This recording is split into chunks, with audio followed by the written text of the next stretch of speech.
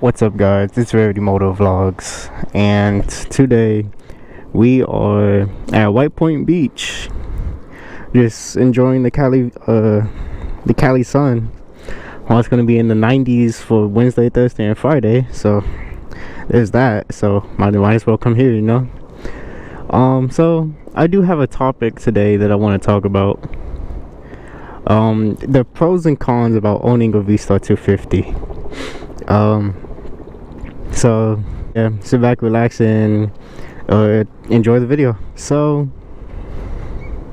to all motorcycles, there are pros and cons to it, right? There are pros and cons to all motorcycles, no matter what cc it is, no matter what brand, what the bike's purpose is for. So this is my Yamaha, the Vstar-250. It did have a back seat, but I took it off because why have a back seat if no one else is gonna ride with you, you know? So yeah, that's what it looks like. So the pros and cons about owning this motorcycle. I did take a couple of notes, so let's get into our notes right here. Alright, so one, a pro. We're gonna start with a pro. We're gonna start with all pros and then all cons. We got 3 pros and 3 cons to even it out. So pro number 1, this bike is a beautiful starter bike. No matter what everybody tells you, so what, it's 250, so what, it's slow. This bike is not built for speed. This bike will help you get into motorcycling, you know. This bike will help you get into riding. This is like the safest bike to introduce you into riding, you know. So it's not built for speed. It's sure it can get up to it can get up there. The bike tops out at 90, but really the fastest I have gone without the bike wanting to like kill itself is like 85. But again, it's a 250 and it's a cruiser bike, so it's not built for speed. It's built for you it's built to introduce you into the world of motorcycles, and it does a fine job at it, a damn good job at it. Of course there are gonna be people shitting on you for having a 250, but hey, it's because most of them started on 600s, you know. And I wouldn't say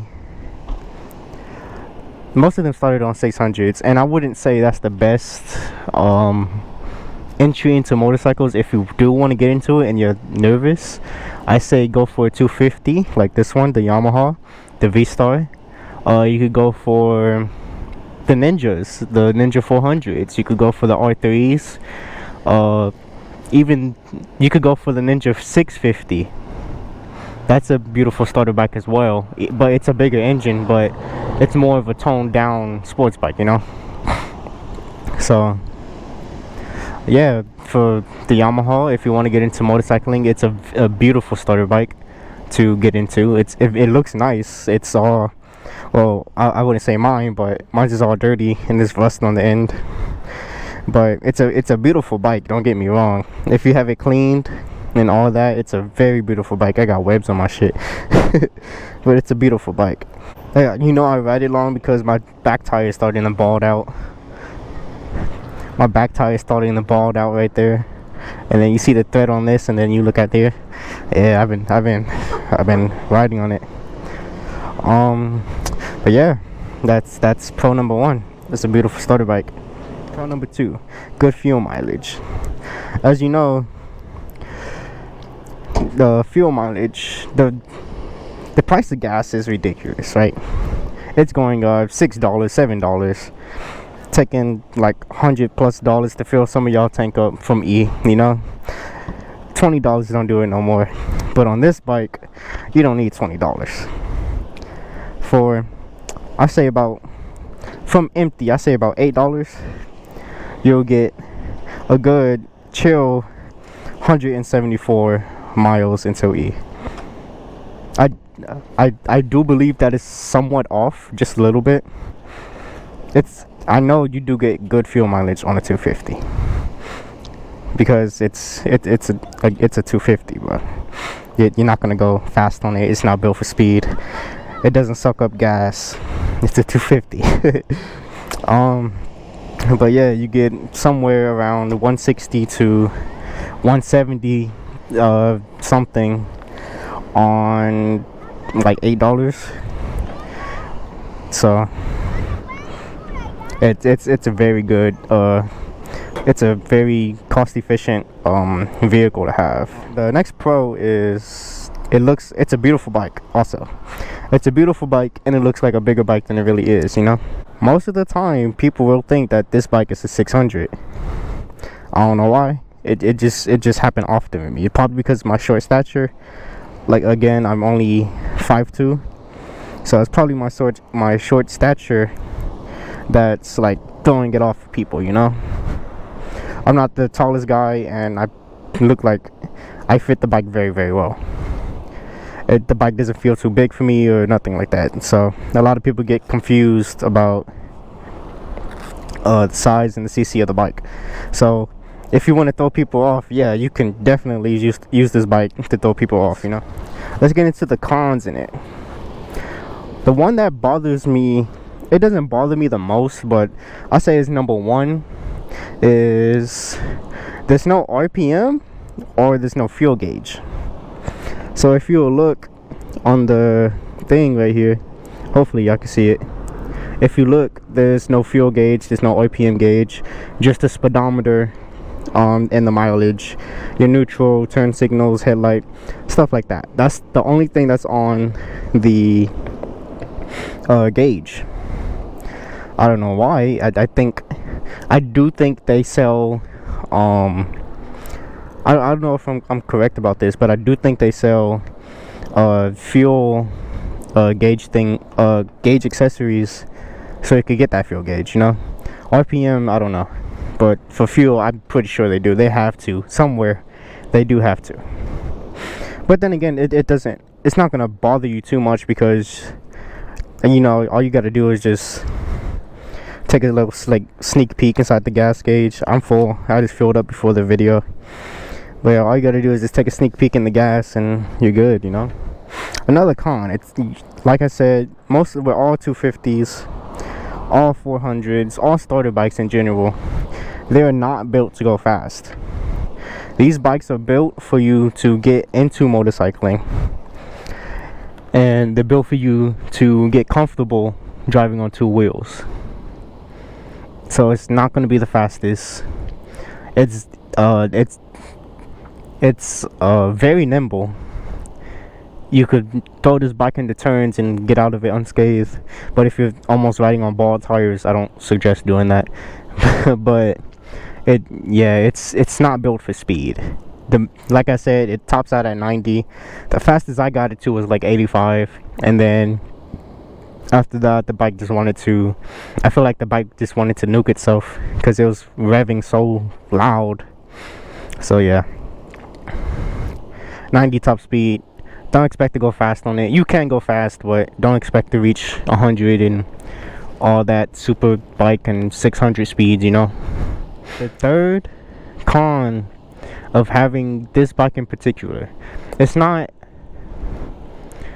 I don't know if this goes for all motorcycles, or not all motorcycles, but all cruisers in general. I don't know if it goes for this, but the clutch lever will start to get heavy on you. Because you already know, cruisers, you're meant to bang through all the gears and cruise, you know. They're not sports bike. The sports bikes levers are a lot more soft. So they're built for to get its top speed and all that and keep it going, you know. Cruisers, on the other hand, you're meant to bang through all the gears so you could get into that last gear and start cruising. The clutch lever is not going to be as light as it is on a sports bike. I tried this, because at first I believed that when I very first got this bike, the clutch lever was heavy. Even when I test rode it at when I was getting my motorcycle endorsement, I rode this bike, this specific brand bike, over there at the CHP to get my motorcycle license, right?